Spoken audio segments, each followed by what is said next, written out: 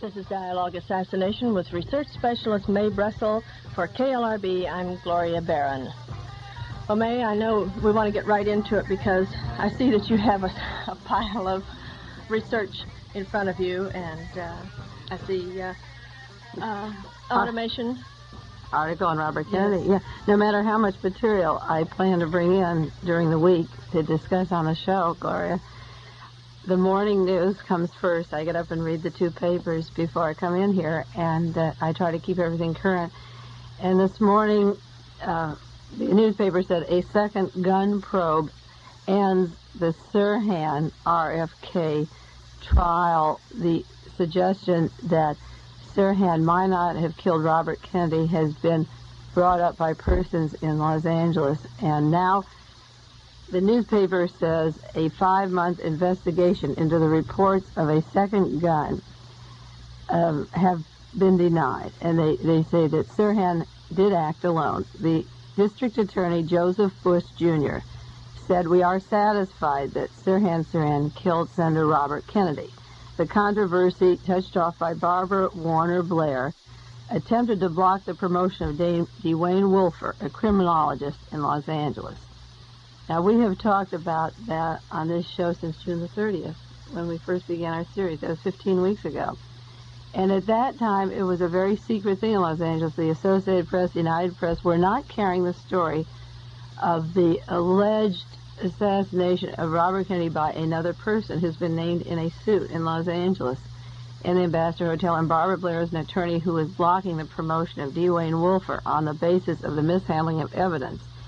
And she brought into attention a suit that was filed in Los Angeles in 1970 against the Los Angeles Police Department. And I'm going to go back to that suit because the newspaper article said this. The district attorney in Los Angeles said the case was closed, that Mr. Wolfer made a clerical error in labeling the trial exhibit envelope containing 3 bullets that were test-fired from a gun wrenched from Sirhan's hand. What they said in Los Angeles now, the Attorney General's office down there said, people are trying to make something out of nothing. You will never put an end to the theories of people who think there were 2 guns. But the mislabeled envelope had the substitute gun serial number on it, and the package contained 3 bullets. They said it was a serious clerical error because it kicked off another investigation. Now, I'm going to repeat what the district attorney in Los Angeles said, that some people are trying to make something out of nothing, that the bullets were simply misplaced in the wrong envelope. And I call attention to the letter the Attorney General of our state, Evelle Younger, sent out, stating that there were people who will always talk about conspiracies. He questioned the motives of those people. He sent a letter to KLRB referring to my mentioning him constantly on this show, and he sent one to the Los Angeles Times because of the ballistic evidence.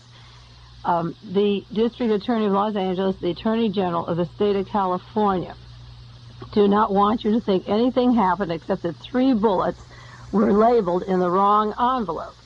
So I had a lot of material prepared for today, but I'm going to read you an article, part of an article, that was published in 1970, August 1970, and I have many documents to add to this, but I want to show you what kind of people he's talking about when he says that they want to make something out of nothing. The article that I refer to is from Computer and Automation, dated August 1970, and it begins this way. In May 1970, Computer and Automation published a long article by Richard Sprague, a computer professional and the president of Personal Data Services, entitled The Assassination of President John Kennedy and the Application of Computers to the Photographic Evidence. On June the 4th, 1970, in Los Angeles, Attorney Godfrey Isaac filed a legal complaint against the Los Angeles Police Department and the Los Angeles District Attorney's Office on behalf of his client, Theodore Chirac, a former TV newscaster who was on the scene when Robert Kennedy was murdered. And he charged the police department with deliberately, intentionally, and knowingly suppressing fact and evidence relating to the assassination of Senator Robert Kennedy on June the 5th, 1968. As a result of these 2 facts, We are publishing in this issue some important articles and reports dealing with the assassination of Senator Robert Kennedy and raising three important questions. Whether or not a second gunman actually killed him, whether or not there was a conspiracy, whether computers can deal with large quantities of evidence. The May article on President John Kennedy's assassination flatly asserted the thesis that Lee Harvey Oswald was not the sole assassin, that there was a conspiracy that successfully killed President Kennedy, and the Warren Commission conclusions were false. The articles printed in this issue on Senator Robert Kennedy's assassination say that there is important evidence and strange silence on the part of the police and other authorities that indicate, number one, there was a conspiracy, number two, there was a second gunman, three, there has been extensive silence about critical questions and extensive suppression of critical evidence. We shall show beyond a shadow of a doubt that the Los Angeles Police Department, in particular Mr. Robert Houghton, at the time Chief of Detectives, LA Police Department, have suppressed extremely important information. By applying computers to the collective facts of each assassination, computer people can diminish the credibility gap and perhaps find a more complete and accurate account for the assassination of the Kennedy brothers and Martin Luther King Jr. Because of garbage in and garbage out, computer professionals are intimately concerned with the accuracy and completeness and the factual truth. Consequently, in those areas of political activities where factual truths are being systematically concealed and factual lies are being more or less systematically told, a computer professional has a responsibility of searching for truth. We are computer people. We are also Americans who need information in order to exercise the democratic powers as citizens of the United States to the fullest extent. A large amount of the vital information that we need in this role is not published by the established newspapers or magazines, and it appears to be in the less reputable news media, and it seems that they have an axe to grind, and this is unfortunate. In the case of the assassination of Senator Robert Kennedy, the investigation was almost entirely carried out by a special task force selected by the police department. This force was under the direction of Chief of Detective Robert Houghton, Special Unit Senator. After 4,818 interviews and many other official actions, they officially closed the investigation July 25, 1969.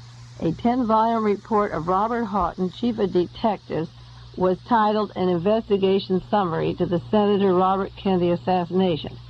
These 10 volumes are the official account of the investigation. Only 3 copies apparently exist anywhere. In the conclusions, Robert Houghton said not one shred of evidence exists at this date to indicate any conspiracy in the death of Robert Kennedy. But since this book contains no index, Computer and Automation has since made an index of that book.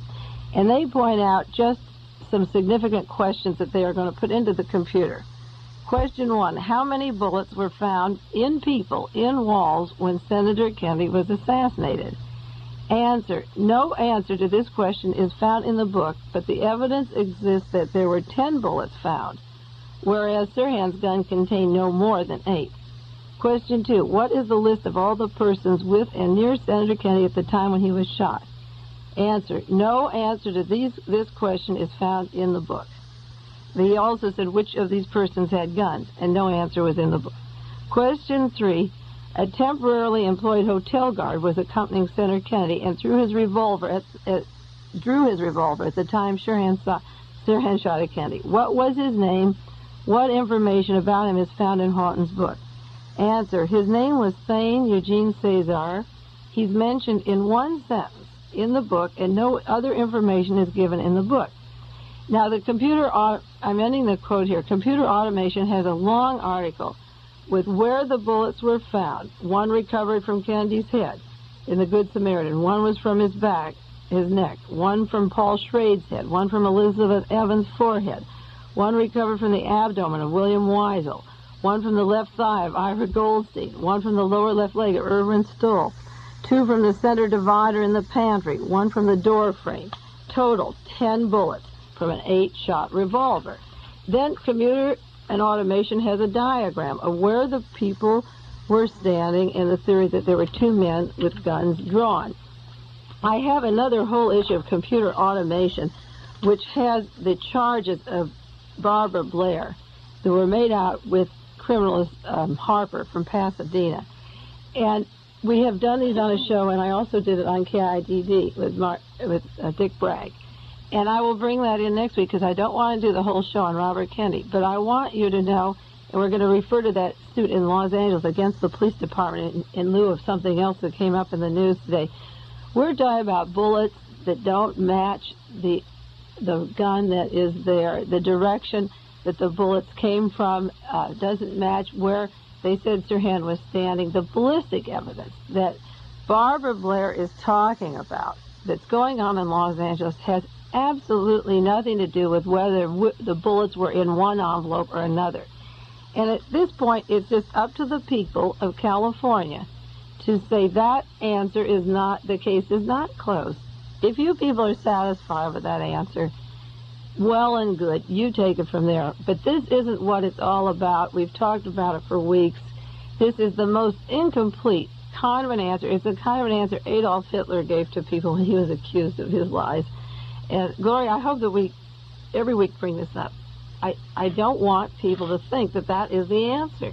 Well, if nothing else, the carelessness of the police department should pique the ire of Los Angeles people. Well, of course it should. And I don't think... Now, when we came here last week, we were talking about Charles Manson and the Tex Watson case. And the very day that we were doing this show, a statement came out that Charles Watson now has been convicted along with Charles Manson. And the Los Angeles Police Department made the statement, this is the final chapter of the Tate Bianca murder. All 5 killers have been convicted and justice has been served.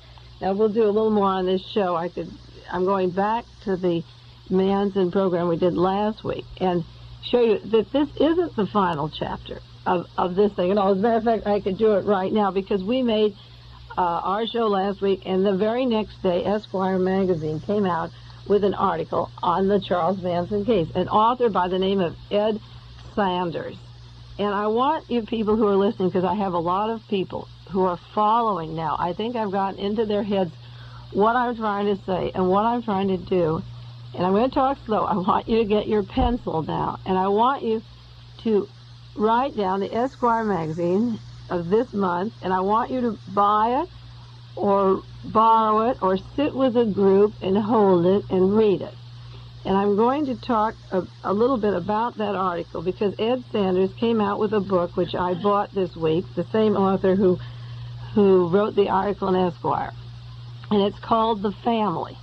And I made the statement that the Manson people, Tex Watson, were agent provocateurs. We defined that word on our last program. They were people dressed up in costumes of supposedly to be hippies because they used drugs, because they were free with their sex, and had beards. They were supposed to be hippies. They were racist. They were Nazis. They were anti-black. They had no part of the flower scene or the hippie scene at all except to take on all the outward role. They were products of Manson, of our prison system, I said before. And what is worse is that Charles Watson is the product of a Puritan ethic, a repressed, acceptable member of our society. And in order to justify his slaughters, we put him, with all the garb, put him in a bus and called it a hippie massacre.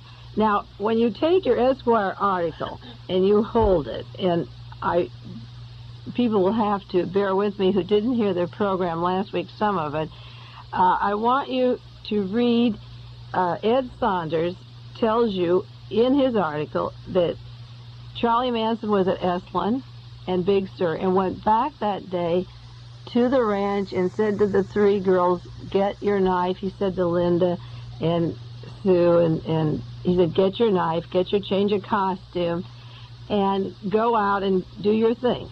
And leave a sign and be witchy. He gives them instructions to be witchy and go out and they went out that evening, and supposedly, according to Ed Saunders, the 3 girls and Charles Watson went out and went to the home of Sharon Tate and did their massacre.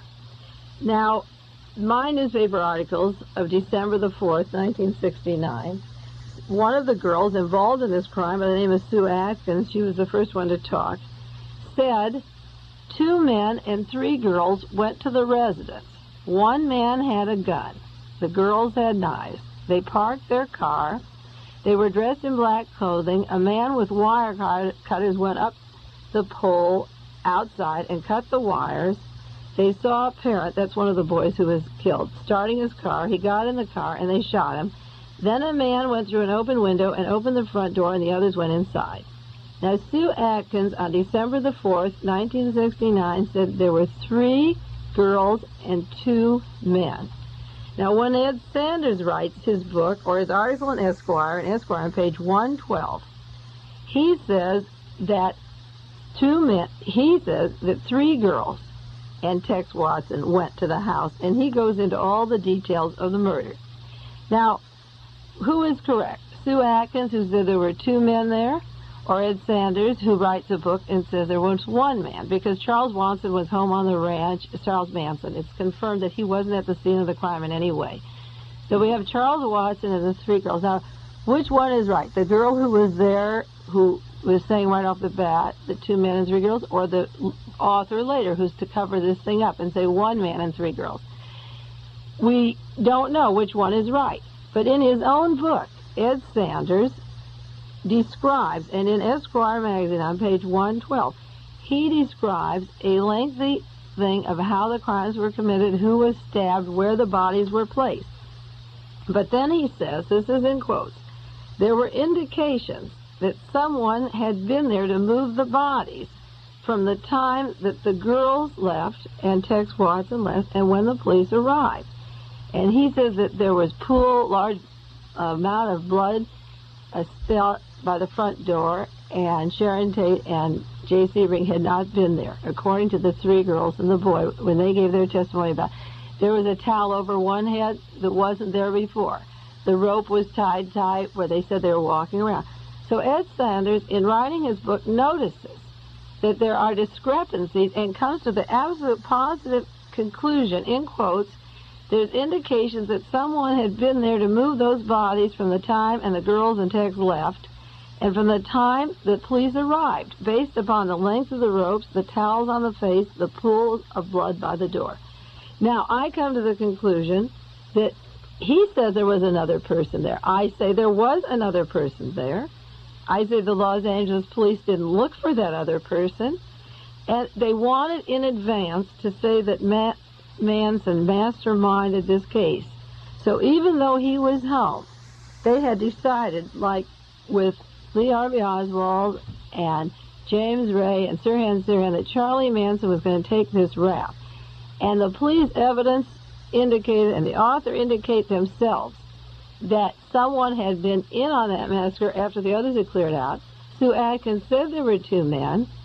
Therefore, the Los Angeles Police Department has not looked for that other man at all. Now, that's the way I do my research. If she said there were 2 men and the trial comes and only one is tried, where is the other person? Now, we talked last week about Charlie Manson and his money and his trip.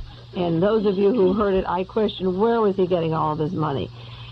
When the Esquire article came out the day after I did my broadcast, it tells how Manson was in jail for 6 years and 9 months.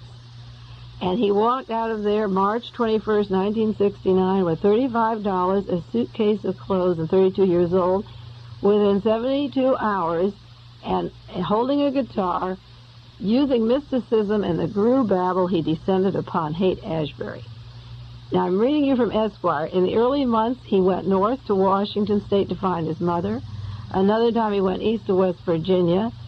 And it was in Sacramento that Manson seems to have bought an old yellow school bus large enough to hold his growing youth pack. In October '67, at the Chevron station in Sacramento, they got a new battery for $39, tires for $216. They moved the seats, created a living area. As time oozed by, they put on in an ice box, a stereo set, floating coffee table suspended by wires and pillows. They painted the bus black, and then the entire family hit the road and took a swing into the Mojave Desert back to L.A. through Arizona, New Mexico, Texas, deep into the South, Mississippi, and Alabama. Now, last week we talked about Muscle Shoals, Alabama, and we talked about Texas, and we talked about where were they getting the money, who was paying for this bus. You see, as we talked last week, I was bringing up the question of where did the credit cards come from, where did the master charges come from. If we have time later, I'm going to read more of the goodies they bought, like they had a stock of 100 gallons of gasoline and parachute covers and automobiles and material possessions and cameras from NBC, and they were shooting thousands of feet of film and sending porny movies to New York to be packaged and sold. Who was processing them? Who was developing them, editing them? This was a total military operation, and I think that you taxpayers were paying for this trip, this bus trip for these 30, 40 people. They lived on a ranch where there was a swimming pool. But last week we talked about Charlie Manson, and I think if you people read the Esquire, and if you know people have back tapes, and if you missed it, listen to that broadcast, then read Esquire, and then think about what was Mae Brussell trying to tell you about this man or this massacre that was done to effect a change in our society, an economic revolution. It's a complicated thing to get into our heads, but I think the article came out right after our broadcast. Yes, it did. And I really think people should try. If they want to understand what I'm saying, they should try and read it. Now, yesterday I had a conversation on the telephone with two people that I referred to on the show. One was Bernard Fensterwald. I called him because of something that was really interesting in the newspaper, and we're going to share it here, going on in the Los Angeles Police Department, and I didn't know if he saw it, and he hadn't. The Washington Post and the New York Times carried an entire article. It was in our chronicle here, but deleted 2 sentences, and we're going to read those on the air. We may as well do them right now while we're to it, because we were talking last week, I defined agent provocateur. And because of the broadcast, and so many people are listening, I got phone calls Saturday from people. Listen to KPFA in San Francisco and LA, there was this agent who was talking about the double role that he played in the Los Angeles Police Department. And all of a sudden, heads were clicking and people were remembering what we're talking about here. And how this man, his name is Mr. Tackwood, Louis Tackwood, and he called a press conference in Los Angeles. I'm sure that most of you know about it by now, but I'm going to give you a rundown in case you haven't seen the article. Louis Tackwood called a press conference in Los Angeles, and he's 28 years old. He used to be a criminal, and he gets off of heavy raps and is not arrested because he does informing work for the Los Angeles Police Department. And I've said that Charlie Manson or James Ray could get out of jail and do heavy things for our government police, the FBI, or their local police, because they're promised that they will get out of jail, and they're used for certain things. Now, Mr. Tackwood claims that the 2 Los Angeles police departments, Criminal Conspiracy Section and the Special Investigative Section, are guilty of dirty tricks and murdering, and that they're out against all the militants, whether they be black or white. And he said he had prior knowledge that Criminal Conspiracy Section had prior knowledge of the Marin County Courthouse kidnap escape attempt and George Jackson's failed escape attempt from San Quentin prison. And they let both proceed. I have to end the quote here to make a comment that my research shows me that there was every reason to believe that they knew about George Jackson, and that the Attica thing was set up, because coming from New York, prison guards and members of the prison are saying they couldn't have just taken that prison and dug those trenches and moved the way they did without the guards knowing. The guards let it happen. And who was the hero of Attica? It was all over. A lot of people think Rockefeller is not a hero. He is. That was like a joust, I call like a middle-age type, where they used to do King Arthur's court. You proved your manliness, through these acts of murder, or like in wartime, your generals. Rockefeller proved that he was among the men when he could do this act. He all of a sudden got in the good graces of the wealthiest Republicans who had their annual dinner in New York, and he got standing ovation for his decision. And now he's among Reagan and Agnew and Connolly and the really big boys. He's a man among men where the money counts. And he's invited. Now he's on the real circuit. He's no more liberal. if Chase National Bank and all their doings with oil in the Congo and Vietnam can be called liberal, they thought Rockefeller was a liberal, but he turned out to be a man. But getting back to the Los Angeles Police Department, and this informer is saying they had prior knowledge. I know they did, and they also gave that gun to George Jackson. I've mentioned that here on the show. The guard stood there while it was handed to him.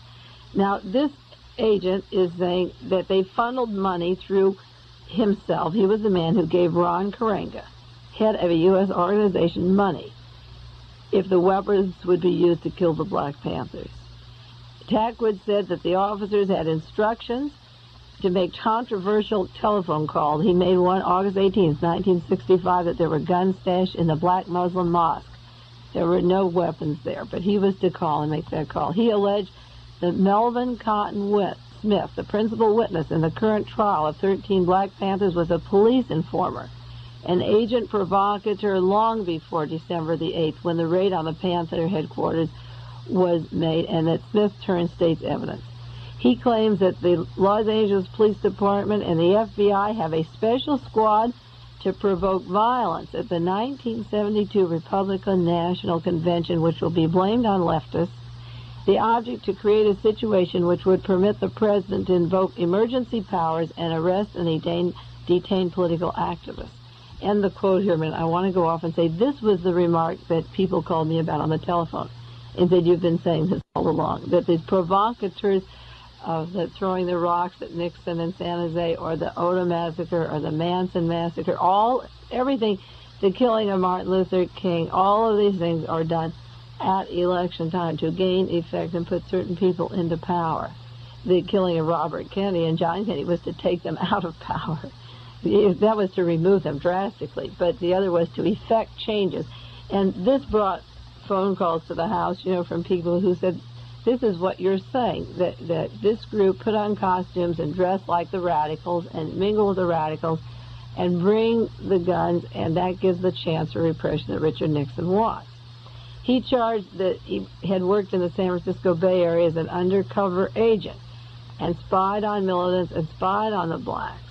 And it said when Tackwood disappeared in mid-September, after making these allegations, he fired off letters to the district attorney Joseph Bush and Evelle Younger and John Mitchell. He made a lot of these charges against these particular people and demanded an investigation of what was going on. And Tackwood approached the Los Angeles Times, the Washington Post, and Newsweek magazine, and they began to investigate Tackwood's disappearance. He made the allegations, and then he disappeared, and they wanted to go into what they called the San Diego Plan.